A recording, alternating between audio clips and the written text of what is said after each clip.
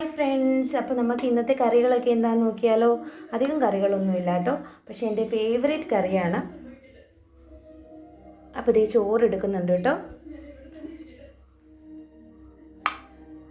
ചോറെടുത്ത് ഉപ്പ് ഒഴിക്കുന്നുണ്ട്. ഉപ്പ് നീരാണ് കേട്ടോ.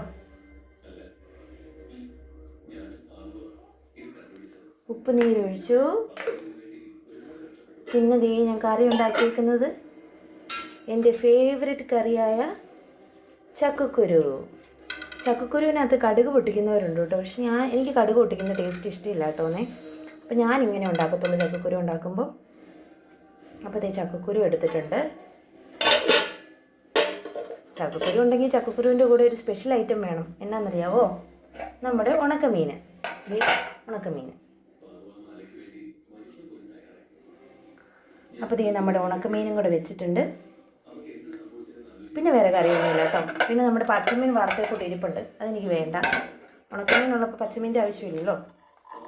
അപ്പോൾ ഇതൊക്കെയാണ് ഒരു കറി, ഇവിടുത്തെ കറി.